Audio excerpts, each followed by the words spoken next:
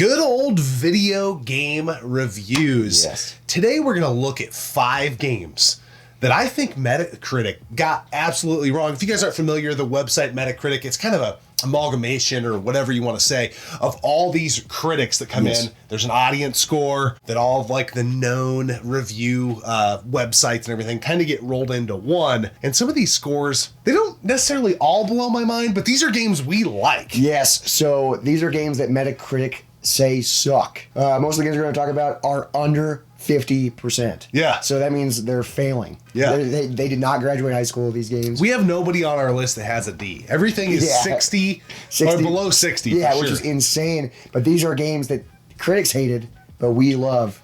And the first one we're going to talk about is a midway game for the original Xbox. I think it's on other things as well. Yeah, PS2, and it's an arcade. It's an arcade port. It's an arcade game, and that's Arctic Thunder. This game is so fun. This has a 45 on Metacritic, which I don't.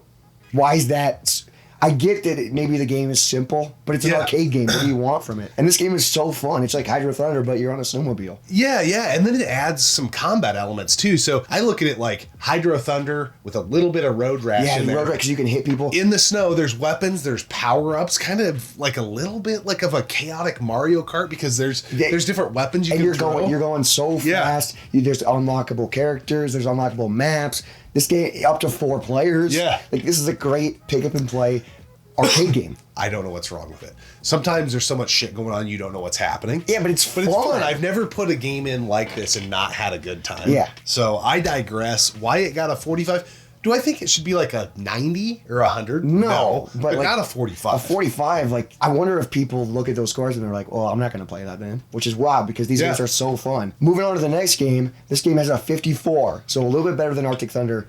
And this game is kind of expensive, almost $200 for a CIB copy of that. And that's Spike Out Battle Street. Yeah. A very SEGA-styled beat 'em up for the original Xbox. This game is we streamed this and beat it on stream. Just recently, Yeah, just recently, a couple months ago. This game is so fun. I get why it kind of got rated lower because there are flaws and it is kind of repetitive. But it's a beat 'em up. What else do you want from it? There's cool combos. It's very much. It reminds me a lot of like Dynamite Cop in a way. Yes, 100%. It's got some very campy voice acting, which usually makes people rate things bad, but I think that's funny. I like that in these types of games. To your point, this game is just a fun game. Yes, to be a 54, I don't get it. Again, I'm not saying this game's a 9 out of 10, 10 out of 10 should be 100 on Metacritic, but like a 60, 70. I mean, I definitely think it should be because it's a fun game. It's multiplayer, which is so fun, and it takes a little bit to learn the controls. But once you figure out the combos and all that stuff, then you're like, oh yeah, let's go.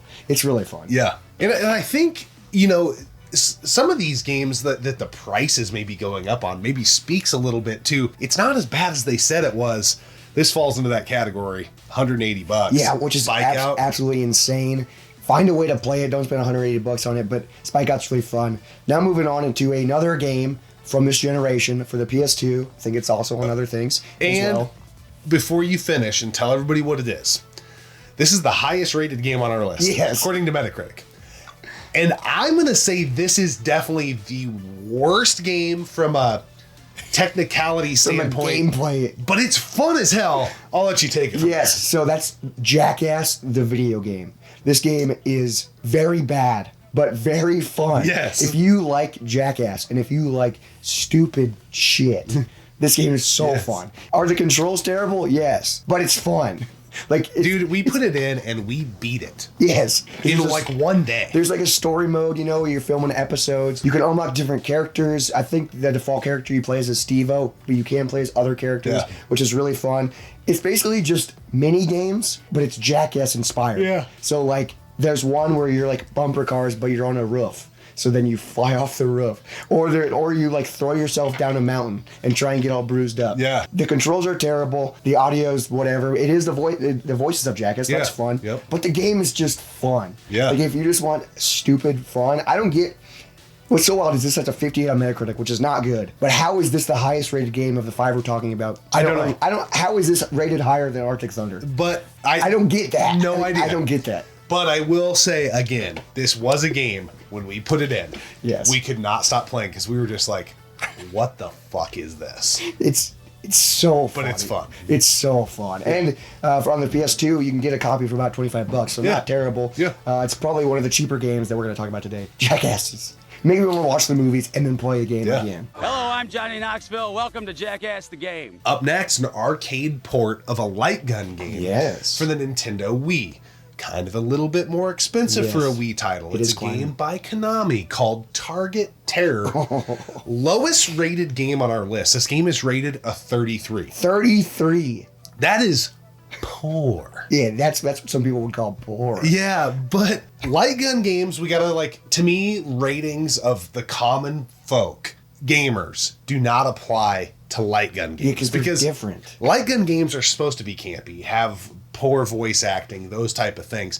The thing I love about this game is it's got a modern twist of that old school Midway art style. Yes. Where it's real live motion captured type of shit. Yeah, so the bad guys, pop up. And it's like they're on green screen and then they're put into the video game. Yeah, which I think they used that for Mortal Kombat. They used that for Area 51, NBA Jam, all that type of stuff. But this is cleaner, more modern than that. Yeah, because it's for the Wii. I've never played this in the arcade and I really want to because this game is so fun. It's Konami and it is just...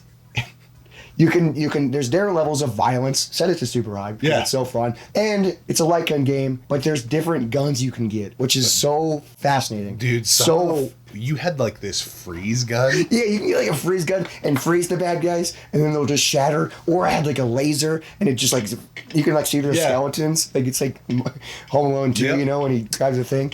And there's different guns. It's over the top. It's a light gun game. It's kind of hard. It is kind of hard. It's co-op. It's just so fun. I don't get why it's 33, but it is a light gun game, so I kind of understand it. Yeah. But this game, if you're a fan of light gun games, play Target Terror. It is so fun. Yeah. It's the perfect level of over the top cheese with the live action, so it's a modern Area 51. Yeah, and I don't think it's quite as tight as Area 51 is, but to be a 33 kind of blows my mind. Again, I'm not saying this game is on Area 51's level, House of the Dead's level, Time Crisis's level, but it's worth a play. It's worth a good time. And what's really fun is there's mini games and stuff, and when you're playing, if you do certain objectives, it will take you into those mini games. So we were playing and it was we shot 15 barrels, so then it took us into a mini game, and then brought us right back into the game. It's really fun. 33, that's wild. One thing I do want to mention, though, about this game is there's not a way to calibrate. Yeah. Which is kind of annoying, but when we played it, it worked just fine. Yeah. So it didn't need it. It is the Wii, though, so it's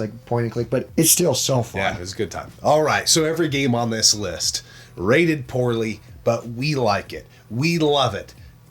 But this is the last one we're going to talk about on this episode for a reason, because I think we love this the most of the bad games on our list.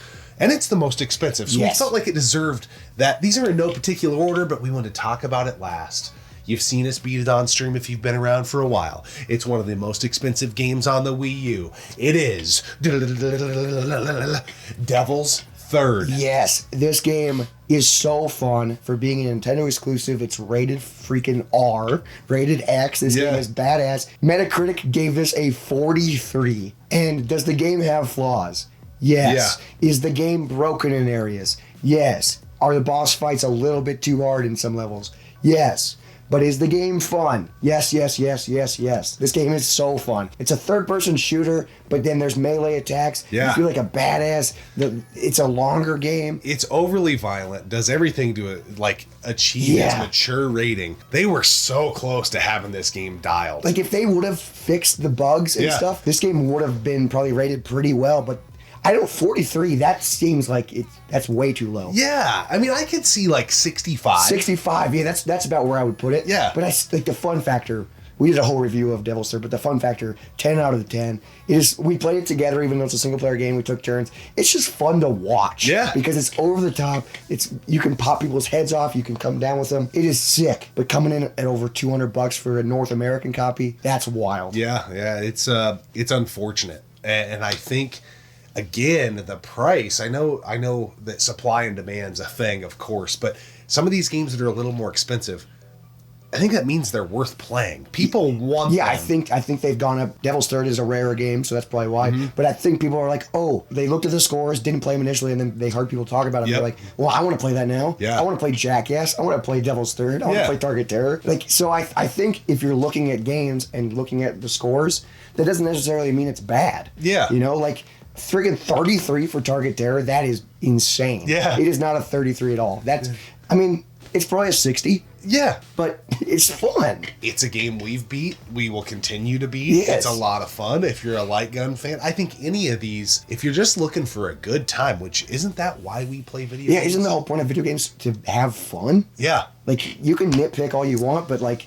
if it's fun, it's fun. I have a hard time thinking if you watched Jackass back in the day and got Jackass on PS2, you wouldn't just have a blast playing that. Yeah, it is, because it just takes you back to the time. Yeah. You got all the voice actors. Man, all these games are fun, and we've beaten all these games, which is, like, they're all deserve to be played. I don't get why they're... It's just so wild that Jackass is the highest rated out of 5. That's surprising.